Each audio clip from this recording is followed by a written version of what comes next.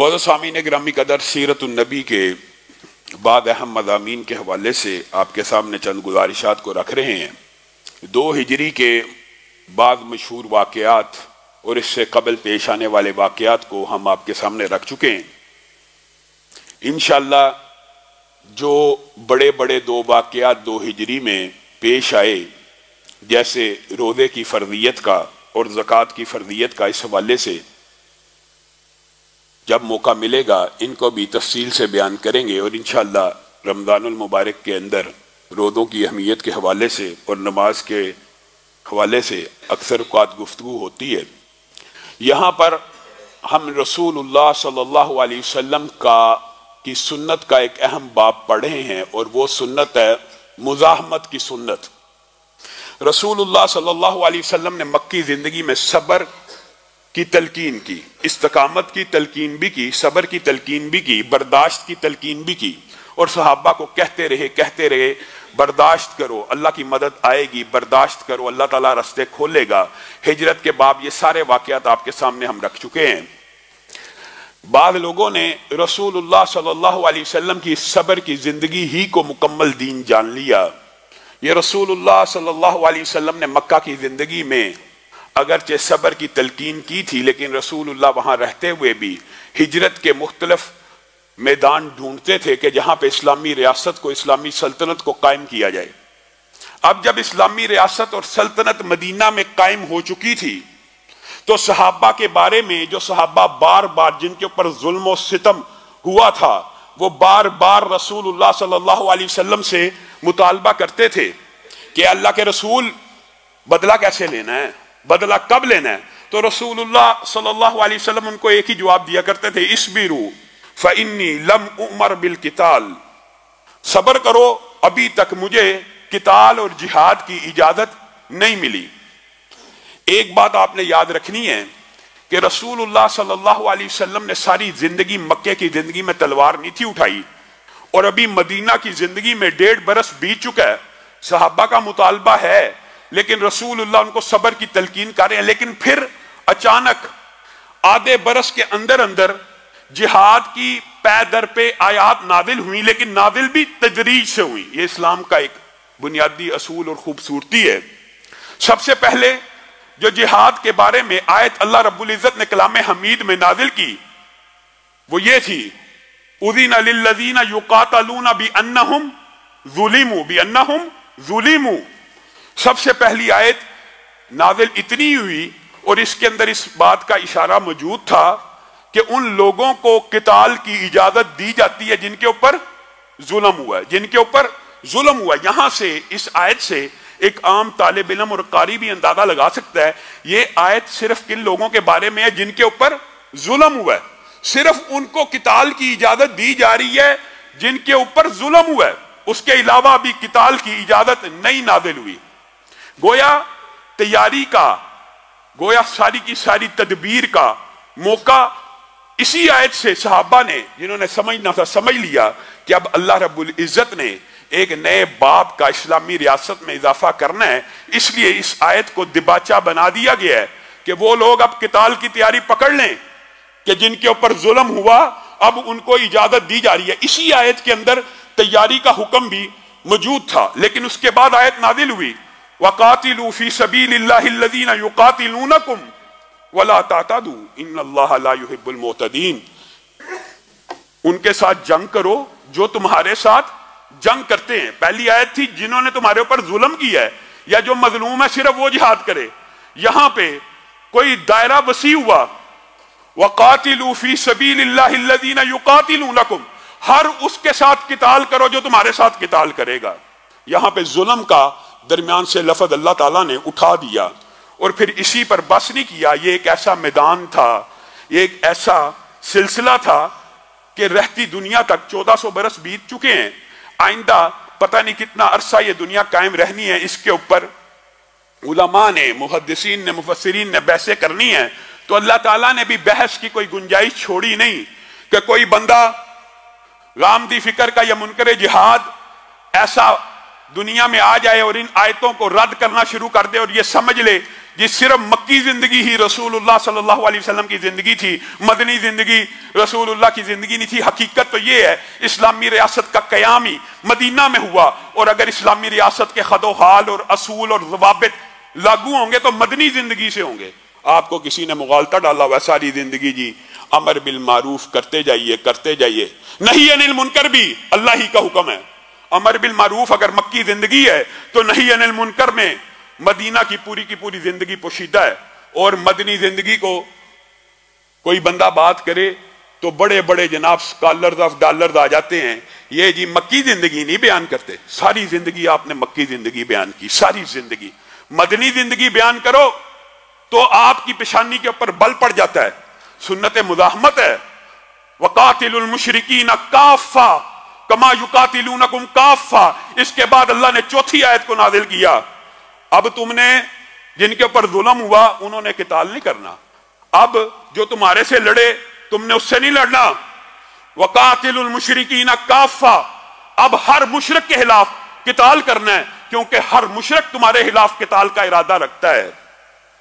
یہاں پر بھی اگر کسی کو کوئی مغالطہ رہ جاتا ہے تو اللہ تعالیٰ نے بھی اس باب کو اس طرح مفصل بیان کیا ہے، ام حسبتم ان تدخلوا الجنۃ ولما یعلم اللہ الذین، اللہ تعالیٰ خود قرآن پاک میں کہہ رہا ہے جاہدوا منکم، تم سمجھتے ہو کہ تم جنت میں چلے جاؤ گے، اور ابھی اللہ تعالیٰ نے یہ معلوم نہیں کیا تم میں سے جہاد کرنے والا کون ہے اور جہاد نہ کرنے والا کون ہے۔ اور پھر اسی پر بس نہیں کیا، اگلی آیت بھی نازل کی۔ آپ دیکھیے یہ کتنی تیزی سے آیات نازل ہو رہی ہیں۔ ایک طرف انہی ایام کے شروع میں رسول اللہ کہہ رہے ہیں اصبروا، صبر کرو، فإنی لم أؤمر بالقتال، کہ مجھے قتال کا حکم نہیں دیا گیا۔ ساتھ ہی آیتیں نازل ہونا شروع ہو گئیں کہ قتال وہ کریں جن کے اوپر ظلم ہوا۔ پھر آیت نازل ہوئی کہ اللہ کے راستے میں جہاد کرو ان کے ساتھ جو تمہارے ساتھ لڑتے ہیں۔ پھر آیت نازل ہوئی کہ سارے کے سارے مشرکوں کے ساتھ جہاد کرو۔ پھر آیت نازل ہوئی ام حسبتم، کیا تم گمان رکھتے ہو کہ تم جنت میں داخل ہو جاؤ گے؟ اور اللہ تعالیٰ نے ابھی معلوم تو کیا نہیں کہ تم میں سے جہاد کون کرتا ہے اور جہاد کا منکر کون ہے۔ یہاں پر بھی بات ہوتی تو یہ فرضیت جہاد کی آیت بنتی ہے، لیکن شاید کسی کو مغالطہ ہو، اور آپ کو پتہ اس خطے کو اللہ تعالیٰ نے، اب یہ بندہ شرف تو نہیں کہہ سکتا، بد نصیبی کی بات ہے، ایسے علماء اور سکالرز دیے ہیں جو جہاد کے کلی منکر ہیں، جنہوں نے انگریز کے خلاف بھی جہاد کو کفر تک لے گئے۔ خاص طور پہ یہاں پہ ایک نیا مذہب اس بنیاد کے اوپر ایجاد ہوا، فتنہ قادیانیت، جس نے خود کہا، جس کا نبی کہتا میں نے جہاد کے خلاف اتنی کتابیں لکھی ہیں کہ پوری الماریاں بھر جائیں۔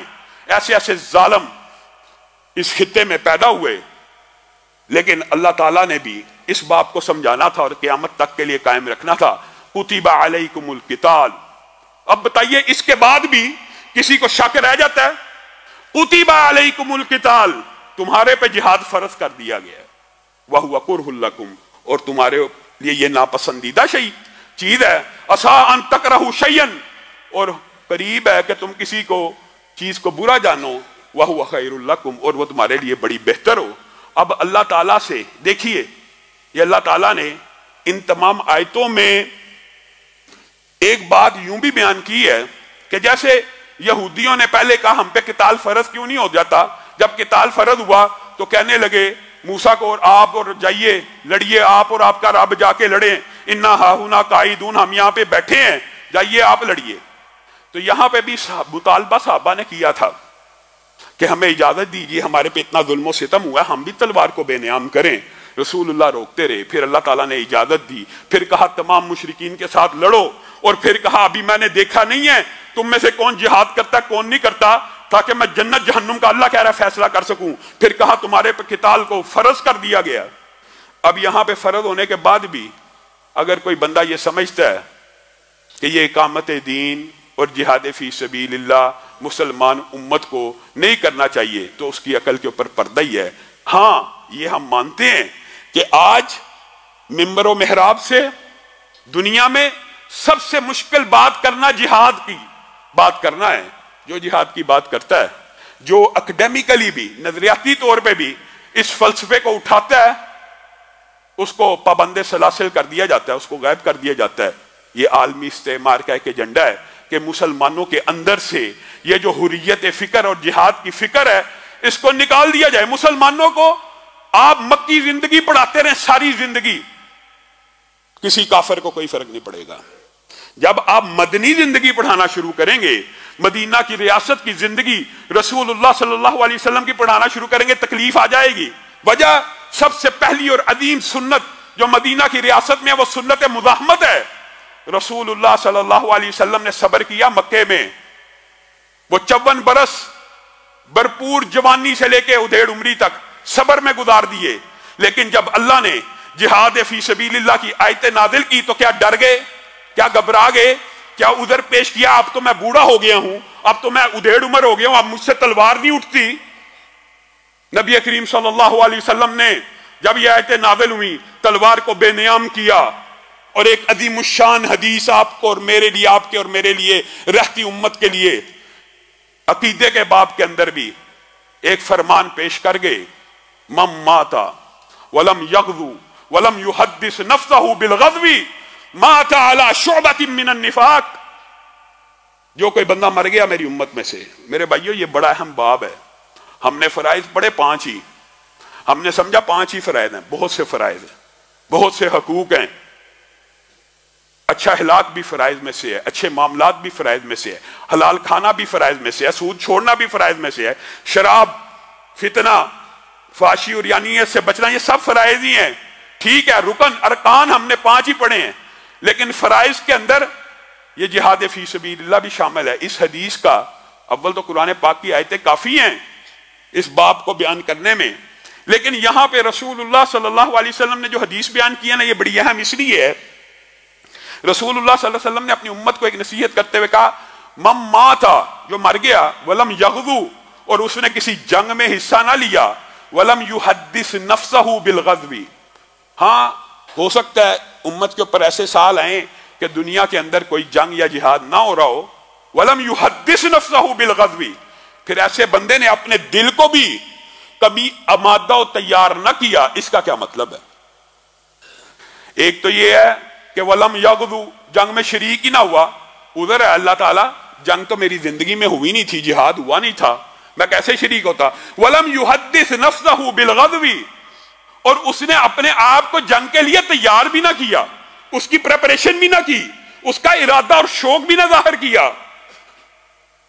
مات علی شعبۃ من النفاق، وہ بندہ نفاق کے ایک شعبے کے اوپر، ایک شاخ کے اوپر مر گیا، دنیا سے چلا گیا.